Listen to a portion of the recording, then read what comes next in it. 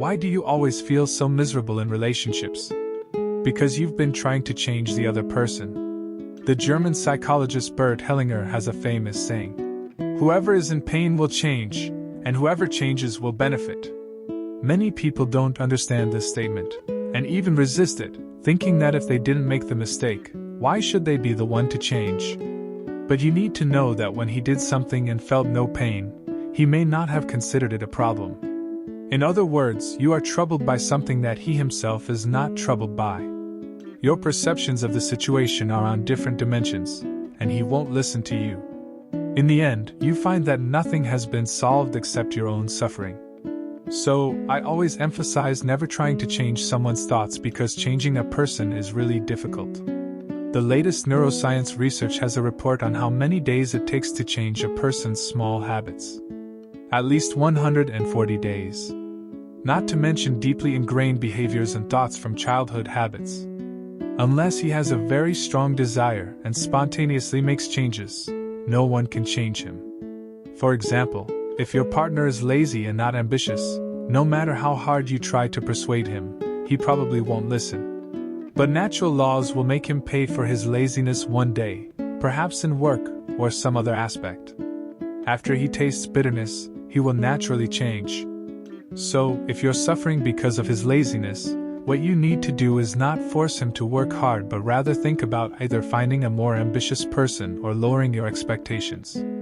Always trying to change him not only makes you feel exhausted but also has no effect on him. On the contrary, it may lead to resistance.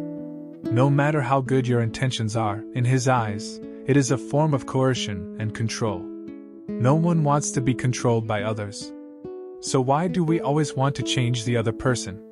In psychoanalysis, there is a saying that in almost every intimate relationship, we unconsciously repeat patterns of childhood and caregiver relationships.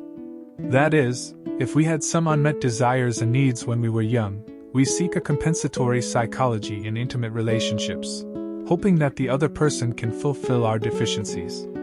It's precisely because you hold such unrealistic high expectations for your partner that when he can't meet them, you feel disappointment and pain, and attribute your suffering to him. As long as he changes, the pain will disappear. But you need to know that there is no perfect partner in this world, and no one can completely satisfy your high expectations.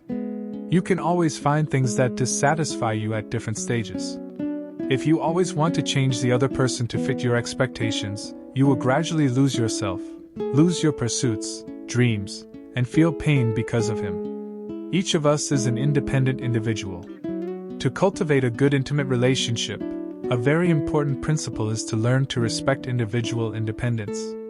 Each of us should have clear boundaries. I have mine, and you have yours, and no one should interfere. If you interfere with the other person, you will become overly dependent on him, because his anger and pain mean giving him the right to control your feelings. Similarly, if you don't know how to refuse and allow others to interfere with you, you will always be focused on others' feelings and needs. Slowly, you will develop into a highly sensitive personality in psychology, and a single glance from others will trigger catastrophic thinking. We are often deeply bound to our parents, partners, and family members in these intimate relationships.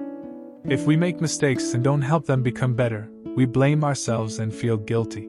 But if you choose to bear their mistakes and carry the burden of others' lives forward, you will hesitate and have reservations in making any decisions.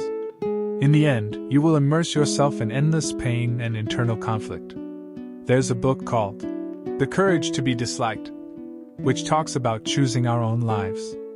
If you feel pain, it's because you chose pain, not because others imposed it on you.